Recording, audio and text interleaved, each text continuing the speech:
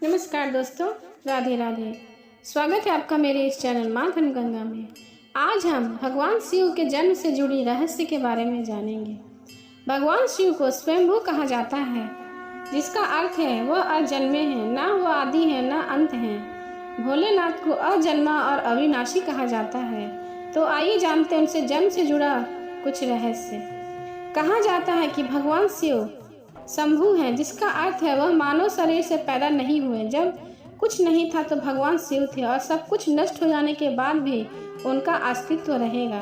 भगवान शिव को आदि देव भी कहा जाता है, जिसका अर्थ हिंदू माइथोलॉजी में सबसे पुराने देव से है। वह देवों में प्रथम है। हालांकि भगवान शिव के जन्म के संबंध में एक कहानी प्रचलित है। भगवान ब्रह्मा और विष्णु के बीच एक बार बहस हुई। दोनों खुद को सर्वश्रेष्ठ साबित करना चाहते थे। तभी एक रहस्यमय खंभा दिखाई दिया। खंभे का ओर छोर दिखलाई नहीं पड़ रहा था। भगवान ब्रह्मा और विष्णु को एक आवाज़ सुनाई दी और उन्हें एक दूसरे से मुकाबला करने की चुनौती दी गई। उनसे खंभे का पहला और आखिरी छोर ढूंढने के लिए कहा गया। भगवान ब्रह्मा ने तुरंत एक पक्षी का रूप धारण कर लिया और खंभे के ऊपरी हिस्से की खोज करने लगे।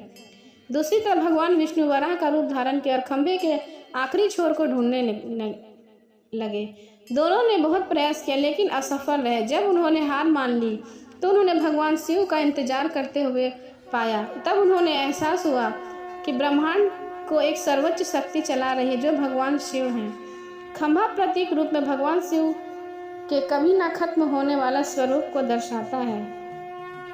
भगवान शिव के जन्म के विषय में इस कथा के अलावा भी कई कथाएं हैं।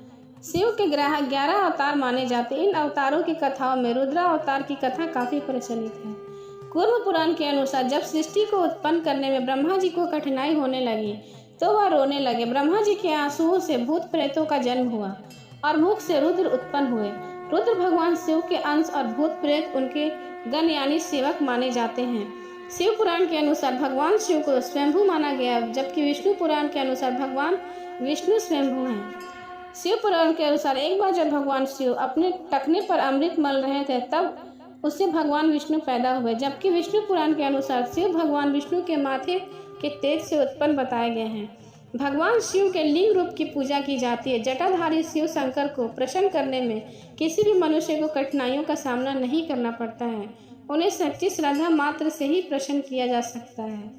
प्रेम से बोलिए शंकर भगवान की जय। भगवान शिव के शिवलिंग का अर्थ। शिवलिंग संस्कृत शब्द से बना है, जो दो शब्दों में का मेल है, शिव अथवा लिंग। शिव का अर्थ स्थिरता या शव से है। वह लिंग का संस्कृत भाषा में अर्थ अंश, चिन्ह या प्रतीक है, अर्थात जो शिव का अंश या प्रतीक है उसे ही शिवलिंग कहा जाता है। शिवलिंग को शिव का प्रतीक माना जाता है। लोग शिव का प्रतीक मानकर इसकी पूजा करते हैं। शिव की पूजा मूर्ति अथवा शिवलिंग दोनों रूप में की जाती है। शिवलिंग क्या है? शून्य आकाश, अनंत ब्रह्मांड और निराकार परम पुरुष तथा प्रतीक होने से इसे लिंग कहा गया है। स्कंद पुराण में कहा गया है कि आकाश स्वयं लिंग है। शिवलिंग वातावरण सहित घूमती धरती तथा सारे अनंत ब्रह्मांड का अक्ष भी है, लिंग है। शिवलिंग का अर्थ अनंत भी होता है, अर्थात जिसका कोई अंत नहीं और ना ही शुरुआत है। भगवान शिव के 10 अवतार माने जाते हैं, जिनमें उनका पहला अवतार वीरभद्र अवतार है। महादेव का पहला अवतार वीरभद्र माना जाता है, जो उनका ही एक गण माना गया है। वीरभद्र महादेव की जटा से उत्पन्न हुआ था। दरअसल जब महादेव के ससुर दक्ष द्वारा यज्ञ आयोजित किया गया, उन्हें माता सती को नहीं बुलाया गया, तो उस यज्ञ में माता सती क्रोधित होकर पहुंची थी और इसी क्रोध में उन्होंने अपना देह त्याग दिया था। माता सती के देह त्यागने की खबर से जैसे ही महादेव को लगी तो वह गुस्से से आग बबूला हो गए। उन्होंने तब अपने सिर से एक जटा उखाड़ी और उसे पर्वत पर पटक दिया। उस जटा के पूर्व भाग से एक महाभयंकर वीरभद्र प्रकट हुआ। वीरभद्र ने भगवान शिव के द्वारा दी गई आज्ञा से दक्ष के यज्ञ को विध्वंस कर दिया। इसके साथ ही वीरभद्र ने दक्ष का सिर काटकर भगवान शिव के सामने रख दिया। दक्ष ने भगवान शिव से आग्रह करने पर और माफी मांगने पर उनके द्वारा बकरे का सिर लगाकर राजा दक्ष को दोबारा जिंदा कर दिया गया था। भगवान शिव के दूसरे अवतार का नाम है पीपलाद अवतार। भोलेनाथ ने अपने परम तपस्वी महर्षि दधीची के बेटे के रूप में अपना पीपलाद अवतार लिया था। ऐसा माना जाता है कि पीपलाद ने देवताओं से पूछा था कि क्या ऐसा कारण था जो मेरे पिता ने मेरे जन्म से पहले ही मुझे छोड़कर चले गए। जिस देवताओं ने उन्हें बताया कि शनि दृष्टि के कारण ऐसा कुयोग बना कि उसके जन्म से पहले ही उनके पिता उन्हें छोड़कर चले गए, जिसके बाद पीपलाद को यह बात सुनकर काफ़ी क्रोध आया और उन्होंने शनि देव को नक्षत्र मंडल से गिरने का यही श्राप दे दिया। पीपलाद द्वारा दिए गए श्राप के कारण शनि उसी समय आकाश से गिरने लगे। शनि को गिरता देख देवताओं द्वारा पीपलाद से शनि को माफ़ करने की प्रार्थना करने लगे, लेकिन पीपलाद ने शनि को इस शर्त पर माफ़ किया कि वह जन्म से लेकर 13 साल तक की आयु होने तक किसी को कोई कष्ट नहीं देंगे। तभी से ऐसा माना जाता है कि अगर शनि की पीड़ा से दूर होना है तो पीपलाद का स्मरण करना चाहिए। पीपलाद के स्मरण मात्र से ही शनि की पीड़ा दूर हो जाती है। इसके साथ ही महाशिव पुराण में बताया गया है कि भगवान शिव के इस अवतार का नामकरण स्वयं ब्रह्मा देव ने किया था। भगवान भोलेनाथ का तीसरा अवतार नंदी अवतार है। जहाँ भगवान शिव होते हैं वहाँ नंदी ना हो ऐसा नहीं हो सकता। देश और दुनिया में कोई ऐसा शिवालय नहीं मिलेगा जहाँ नंदी ना हो। नंदी को भगवान शिव के गणों में सबसे प्रमुख माना जाता है। भगवान शिव का एक अवतार नंदी का भी अवतार माना गया है, जिसकी कथा हम आपको बताने जा रहे हैं। ऐसा कहा जाता है कि एक वक्त की बात है जब शिलाद मुनि ब्रह्मचारी थे, लेकिन वन समाप्त होता देख शिलाद के पितरों ने उनसे संतान उत्पन्न करने को कहा, जिसके बाद शिलाद ने मृत्युहीन और आयोजिक संतान की कामना भगवान शंकर से की थी और उसके लिए घोर तपस्या भी की थी, जिसके फलस्वरूप स्वयं भगवान शंकर शिलाद को वरदान दिया कि वह खुद अपने पुत्र के रूप में जन्म लेंगे। कुछ वक्त बीत जाने के बाद शिलाद भूमि जोत रहे थे तो वहाँ उन्हें एक भूमि से उत्पन्न बालक मिला, जिसका नाम शिलाद ने नंदी रखा था। जिसके बाद भगवान शंकर ने नंदी को अपना गणाध्यक्ष बनाया था और नंदी नंदेश्वर हो गए। नंदी का विवाह मर्तों की पुत्री श्वेता से हुआ था। भगवान शिव का चौथा अवतार भैरव अवतार। शिव पुराण की कथाओं के अनुसार भैरव को महादेव का पूर्ण रूप माना गया है। ऐसी कथा है कि भोलेनाथ की माया से प्रभावित होकर भगवान विष्णु और ब्रह्मदेव खुद को अधिक श्रेष्ठ मानने लगे थे। इसी दौरान उन्हें तेज पुंज के बीच एक पुरुषाकृत दिखाई दिया, जिसको देखकर ब्रह्मा जी कहते हैं कि चंद्रशेखर तू मेरे पुत्र, इसलिए तू मेरी शरण में आओ। ब्रह्मदेव की यह बात सुनकर भगवान शंकर को क्रोध आ जाता है और इस दौरान भगवान शंकर ने पुरुषाकृत से कहा कि आप किस भली भांति लाल सुशोभित होती है, इसी कारण से आप साक्षात्कार कालराज हैं और भीषण होने से भैरव हैं। भगवान शंकर से वर पाने के बाद काल भैरव ने अपनी उंगली के नाखून का इस्तेमाल करते हुए ब्रह्मदेव के 5वें सर को काट दिया। ब्रह्मा का सिर कटने के चलते भैरव पर ब्रह्म हत्या का पाप लग गया, जिसके बाद ब्रह्म हत्या के पाप से मुक्ति पाने के लिए भैरव काशी पहुंचे और उनको अपने दोस्त से मुक्ति मिल गई थी। काशी वासियों के लिए भैरव की शक्ति अति फलस्वरूप बताई जाती है। भगवान शिव के 5वें अवतार अश्वत्थामा अवतार। भगवान शंकर का 5वां अवतार अश्वत्थामा माना जाता। महाभारत के अनुसार पांडवों के जो गुरु थे द्रोणाचार्य, उनके पुत्र अश्वत्थामा जो भगवान शंकर यम काल क्रोध के अंशावतार थे। गुरु द्रोणाचार्य ने भगवान शंकर को पुत्र के रूप में पाने के लिए कठोर तपस्या की थी। उनकी तपस्या के फलस्वरूप समय आने पर स्वंतिक रुद्र ने अपने वंश अंश से गुरु द्रोणाचार्य के पुत्र अश्वत्थामा के रूप में अवतार लिया था। गुरु द्रोणाचार्य के पुत्र अश्वत्थामा काफी बलशाली माने जाते थे। मान्यताओं के अनुसार आज भी अश्वत्थामा अमर हैं और धरती पर वास करते हैं। ऐसा माना जाता है कि भगवान विष्णु के 10वें अवतार कल्कि की सहायता के लिए अश्वत्थामा भी आएंगे।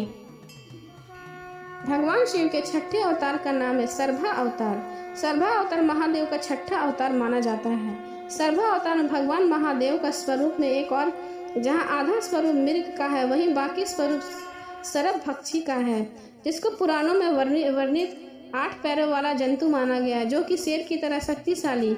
इस अवतार को लेकर कथा बताई जाती है। हिरण्यकश्यप का वध करने के लिए भगवान विष्णु ने नरसिंह अवतार लिया था। तब हिरण्यकश्यप का वध करने के बाद जब भगवान विष्णु ने नरसिंह अवतार का क्रोध शांत हुआ तो अन्य देवतागण भोलेनाथ के पास पहुंचे। तब भोलेनाथ ने सर्भा अवतार लिया था और इस अवतार के रूप में भगवान नरसिंह के पास पहुंचे थे और उनकी स्तुति की। इसके बावजूद भी नरसिंह की क्रोध शांत नहीं हुई, जिसके बाद सर्भा अवतार धारण किए भगवान शिव ने नरसिंह को अपनी पूंछ में लपेट लिया और उनको अपने माथे साथ आकाश में ले गए। तब जाकर कहीं भगवान नरसिंह का क्रोध शांत हो पाया। भगवान शिव का 7वां अवतार गृहपति अवतार। गृहपति अवतार भगवान शंकर का 7वां अवतार माना जाता है। इसको लेकर के एक कथा प्रचलित है, जिसमें बताया जाता है कि नर्मदा तट पर एक धनपुर नामक गांव था। जहाँ एक मुनि विनाश्वर नामक अपनी पत्नी सुचिस्मति के साथ रहते थे। एक दिन ऋषि की पत्नी उनसे शिव की तरह पुत्र को प्राप्त करने की इच्छा जताई, जिसके बाद पत्नी की इच्छा पूरी करने के लिए मुनि विश्वनाथ काशी आ पहुंचे, जहां उन्होंने घोर तपस्या की और भोलेनाथ के वीरेश लिंग की पूजा अर्चना की। एक दिन पूजा अर्चना करने के दौरान मुनि को वीरेश लिंग के बीच एक बालक दिखाई पड़ा, जिसको देख मुनि विश्वनाथ ने उस बालक रूपधारी शिव की पूजा अर्चना की। ऋषि विश्वनाथ ने पूजा से भोलेनाथ इतने प्रसन्न हो गए कि उन्होंने ऋषि को सुचिस्मति के गर्भ से अवतार लेने का वरदान दे दिया और वह कुछ समय बाद सुचिस्मति के कोख से महादेव पुत्र रूप प्रकट हुए। बताया जाता है कि ऋषि विश्वनाथ के उनकी पत्नी सुचिस्मति के पुत्र का नाम खुद ब्रह्मा जी ने रखा था। ब्रह्मा जी ने उन बालक का नाम गृहपति नाम रखा था। भगवान शिव का 8वां अवतार दुर्वासा अवतार है। महादेव का वैसे तो अवतार ही पूजनीय है, पर इसमें ऋषि दुर्वासा का अवतार भी प्रमुख माना जाता है।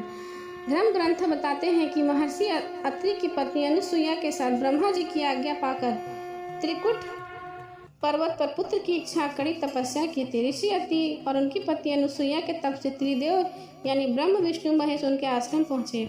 आश्रम पहुंचकर त्रिदेव ने कहा कि हमारे अंश से आपके यहाँ 3 पुत्रों का जन्म होगा, जो माता पिता का यश बढ़ाने वाले होंगे और त्रिलोक में विख्यात होंगे। कुछ समय बाद ब्रह्मा जी के अंश से चंद्रमा उत्पन्न हुए। वहीं विष्णु जी के अंश से संसार में संन्यास की पद्धति को आगे प्रचलित करने वाले दत्तात्रेय का जन्म हुआ और वहीं महादेव के अंश से मुनि दुर्वासा ने सती अनुसुईया के कोख से जन्म लिया। भगवान शिव के 9वें अवतार का नाम है हनुमान अवतार। महादेव ने हनुमान अवतार को भी सभी अवतारों में सबसे ज़्यादा श्रेष्ठ माना जाता है। ज़्यादातर लोग हनुमान जी की और का बल्कि भगवान शंकर का ही अवतार है, जिन्होंने एक वानर के रूप में अयोध्या नंद श्री राम का साथ दिया था। सीता माता को रावण से आज़ाद कराने में श्री राम की सहायता की थी।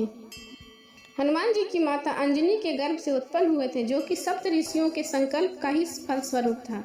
अपने आराध्य से श्री राम की सहायता और सेवा के उद्देश्य से ही महादेव ने माता अंजनी के गर्भ से अवतार लिया था। पूरी रामायण बिना हनुमान जी की अधूरी है। हनुमान जी बड़े श्री राम भक्त आज तक इस धरती पर प्रकट नहीं हुए। हनुमान जी को चिरंजीवी का वरदान मिला है। इसके साथ ही वह कलयुग के अंत तक इस धरती लोक पर निवास करेंगे। और तो अब भगवान विष्णु के 10वें अवतार यानी कि कल्कि अवतार के दौरान हनुमान जी अधर्म का अंत करेंगे और धर्म की स्थापना करेंगे। गौरतलब है कि आज भी कई जगह हनुमान जी के इस धरती पर होने का साक्ष्य मिलता है। भगवान शिव के 10वें अवतार का नाम है वृषभ अवतार।